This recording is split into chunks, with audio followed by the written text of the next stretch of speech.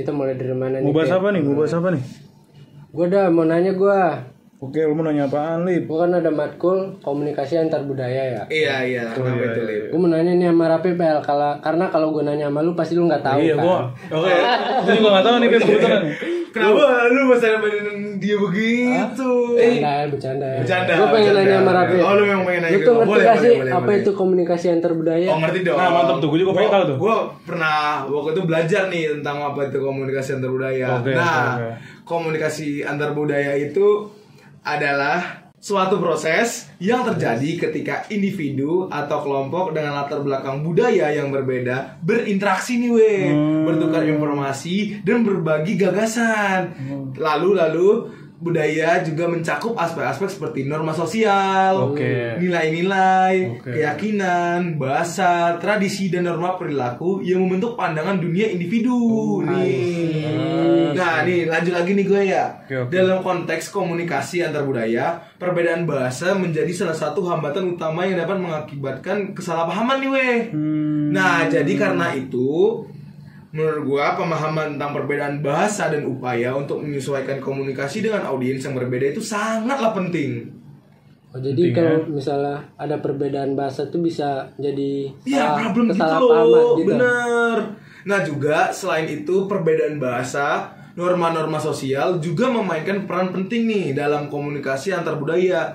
Setiap budaya memiliki norma-norma tertentu dalam hal berbicara, berperilaku dan berinteraksi. Misalnya nih, contoh cara berbicara yang dianggap sopan dalam satu budaya mungkin bisa jadi dianggap kasar di dalam budaya lain. Karena beda budaya. Iya. Beda ini. Kayak belum tentu yang biasa gue ngomongin kayak kita di Sumatera gitu bakal masuk ke mereka di Jawa. Nah, mungkin gini. Gimana? Misalnya di Sumatera ngomong kau itu kan biasa. Iya. Di sini kau tuh kayak kasar kan. Bener. Bodoh kau. Jadi kayak kayak kasar kan. Kasar. Padahal tuh kayak kita ngomong aja bisa dibilang kasar, padahal kita ngomong biasa kalau di kampung kita begitu. Ya, begitu jadinya maksud gua. Terus ketika berkomunikasi antar budaya, penting untuk bersikap terbuka nih, guys. Terbuka, tertutup. terbuka, Tertutup. Aduh, terus terbuka, toleran dan menghormati perbedaan. Kita tuh harus respect, men. Dari antara perbedaan-perbedaan. Menghindari stereotip. Nah, ini dia. Dan prasangka budaya adalah langkah yang penting dalam membangun hubungan yang sehat dan efektif dengan individu atau kelompok dari budaya lain. Kesadaran dan kepekaan terhadap perbedaan budaya adalah kunci untuk mengatasi hambatan komunikasi dan mempromosikan pemahaman lintas budaya yang lebih baik. Pelan-pelan apa, Pep? Ini dia udah pusing nih. Dia udah berasap nih. Ya setidaknya pusing dikit tapi ada lah. Tapi lu ngerti kan? Ada yang penjelasan gua kan. Bagus penjelasannya bagus. Tadi kan gua udah ngomong panjang lebar nih. Menarik. Gua mau nanya nih sama lu berdua. Iya. Lu berdua tuh pernah punya pengalaman gak sih atau pernah menghadapi komunikasi antar budaya? Pengalaman. Nah, lu punya nggak, Lip? Komunikasi kayak perbedaan bahasa budaya gitu. Benar. Perbedaan cara berkomunikasi ya. Apalagi itu kan lu dari orang Sumatera Barat. Iya, misalnya gini. Gimana apa tuh? ya? Contohnya ya. Gua kan dari Padang, Sumatera Barat. Sumatera Barat. Padang itu lu? gue tuh dari lahir sampai gede 19 tahun tuh di sini kan. Di Iya di Padang. Maksudnya di sini di Padang. Iya, di sini tuh di Padang. Lalu gue dapat kuliah ke Depok di UI. kuliah mana lu tuh? UI, bro. Fakultas Vokasi. Kan 19 tahun ya gue di Padang ya. Itu tuh dari kecil sampai 19 tahun itu gue selalu bahasa Minang tuh. Nggak pernah gue bahasa Indonesia kayak di sini kayak bahasa lu gue. Tapi emang di Padang itu bener-bener kayak sejarang itu ngomong bahasa Indonesia. Jarang itu, bro. Kayak misal gue di SMA nih. Ada mata kuliah bahasa Indonesia. Kita ngomong pakai bahasa Minang. Demi apa? Iya. Udah gue baru tahu. Berarti ngajarinnya pakai bahasa Minang gurunya. Serius. Ya, kadang ada juga guru bahasa Indonesia, tapi kalau guru sama gue di bahasa Minang. Kalau di Medan itu gini kayak lu gaya ngomong lu kayak gaya ngomong Jakarta, kayak lu ngomong lu gua gitu. Dibully men kalau di Medan. Sama men, di Padang juga. Kayak misal apa sih? Tapi Sokota lu gitu. Oh iya. Iya. Berarti sekampung itu. Hah? Oh enggak sekampung itu. Enggak. Wah, maksud lo apa nih? Kayak Medan yang kampung ya, setahu gue. Itu bisa kita debatkan nanti di podcast selanjutnya. Oke. Lalu apa lagi tuh, Lim? Ada lagi nggak contoh-contoh lain nggak di Padang? Iya, kayak misalnya gue minjem apa di sini pulpen ya? Oh iya pulpen. Ya. Soalnya di Medan juga pulpen. Kalau di Padang minjem pulpen itu apa? Hari pertama gue kuliah kan. Cerita lah. Gue nulis nama, pinjem pena dong. Pena apaan kan? Kata yang di sebelah gue minjem. Iya. Pulpen. Nah, pulpen di sini kan. Kalau di gua nih Medan nih ada nama barangnya itu penghapus, tapi karena gue biasa di Medan, pas gue pindah ke Jakarta gue bilang itu stip. Terus temen gue pada bingung gitu kan. Stip apa? Stip itu penghapus. Oh, bukan pemadam? Pemadam sama Malaysia. Oh iya, itu beda. Malaysia. Nah itu komunikasi untuk Malaysia. Malaysia. Tadi kita bahas lokal aja. Tadi apa stip? Sesuai dengan Sumatera. Kita kembali ke stip. Tadi stip. Nah, stip di Medan tuh penghapus.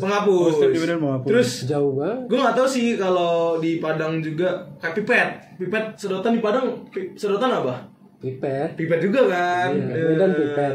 Kalau di Jakarta ya sedotan. Lu ada kayak gimana bahasa lu di Gak ada sih. Kan lu kebetulan gue. Lu gimana tuh orangnya? Maksudnya kan lu kampung gue memang dari kampung gue di Sumatera. Tapi kan gue lahir dan besar di sini udah di Bogor. Merasakan berarti lu perbedaan. Label doang nih orang. Ya iya, label doang, merek doang. Bawa merek doang. Tapi kayak gitu di keluarga lu tuh masih pakai bahasa daerah atau masih kalau pakai bahasa masih dilestarikan lah, masih dilestarikan. Lu di rumah masih pakai bahasa daerah? Masih, sama orang tua masih. Makanya mau coba bahasa Inggris? Bahasa Inggris. Nggak mau coba? Kalau kampung gue di London nggak apa-apa, gue pakai bahasa Inggris. Ini di Karo. Karena gue di Karo, jadi gue pakai bahasa Karo.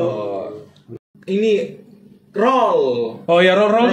Kalau di Medan itu bilangnya roll. Kalau di Jakarta itu penggaris.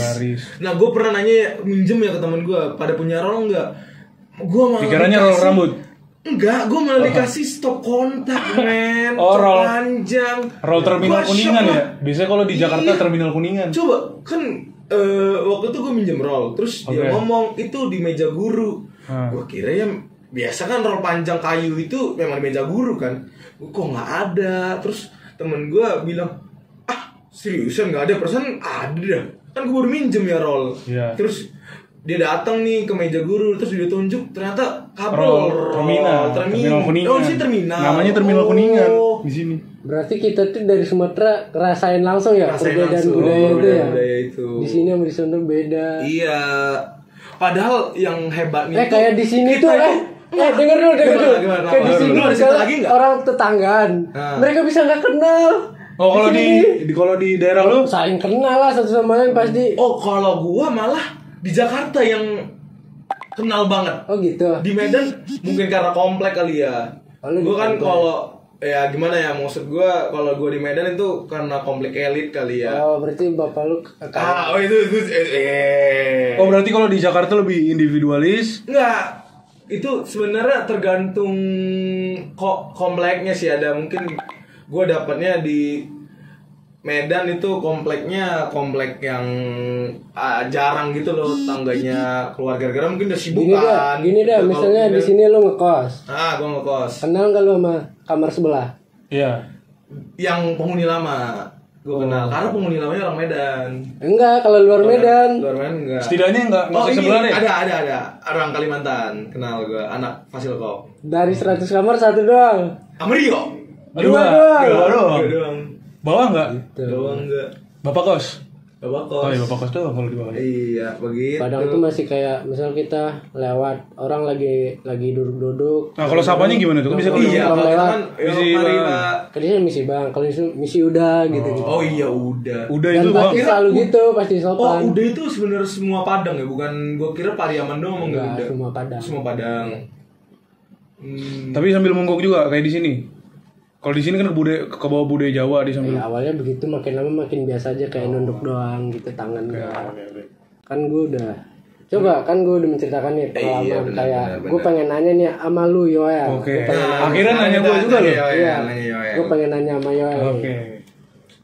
kita kan punya pengalaman sendiri ya dalam komunikasi ini, dalam perbedaan budaya komunikasi ini. Menurut lu penting gak sih mempelajari komunikasi antar budaya di lingkungan jurusan kita tuh kayak penyiaran? Penting gak di jurusan penyiaran kita belajar perbedaan budaya ini? Oh, penting banget. Penting banget. Kenapa pentingnya tuh El? Mempelajari komunikasi antar budaya di lingkungan penyiaran multimedia itu penting lah pokoknya, karena kan universitas itu kan sifatnya universal ya. Iya, benar-benar. Dan juga universitas tuh orang yang datang tuh kan beragam-ragam. Iya, dari berbeda-beda. mana saja. Gue jelasin nih, karena ada lagi yang dari luar negeri kuliah di UI. Iya, makanya gue jelasin karena yang datang kan dari berbagai latar belakang. Benar. Dan itu melebur kan satu sama lain, lu nggak bisa bedain. Iya, benar. Mungkin lu tebak ini apa sih? Kayak Sesama suku misalkan. Di kelas kita ada ya. orang Medan, ada orang Padang, ada orang orang Ambon, Pekanbaru, ada orang Bali, ada orang Papua, ada orang Kalimantan. benar. Lengkap kan? Nah, budayanya beda, bahasanya juga beda kan. Bineka Tunggal Iya. Ika. Tapi ujung-ujungnya apa? Kita semua bisa ngobrol bareng-bareng. Benar. Karena itu kita belajar itu kan. Nah, tapi cara penerapannya juga nggak sembarangan, bukan cuma sekedar tahu doang, tapi harus mau membuka diri dari budaya lain, dari budaya-budaya yang di luar lingkungan kita. Kita nggak boleh juga cuma budaya kita. Ya, yang biar perilaku rasis, sara kayak gitu-gitu terjadi di lingkungan itu. Kalau Dan itu akan terjadi sih. Dan dengan lu mempelajari budaya lain kan juga bisa berguna untuk diri lu. Bisa menjadi menambah pengetahuan. Iya. Bener. Kayak mungkin kalau misalnya temen gue kayak cuman orang-orang Medan doang, kayak gue nggak bisa bakal seakrab itu sih sama yang luar daerah gitu kan. Iya.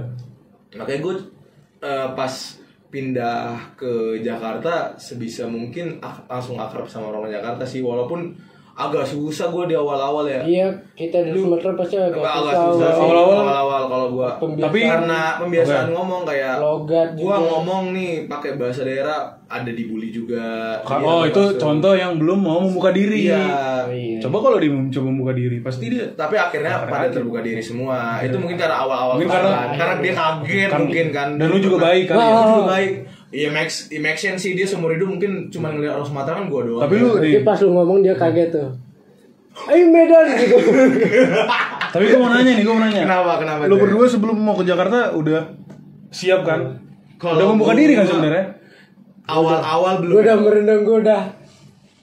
Oke, mulai besok gue bisa ngomong lu gue. Oh, sampai segitunya?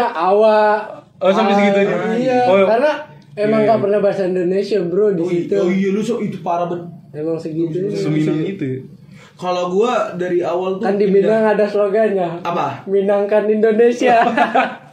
Wah itu boleh. Itu nggak boleh dong. Untuk lucu-lucuan boleh lah. Boleh. Tapi terjadi. Kalau untuk direalisasikan ya jangan.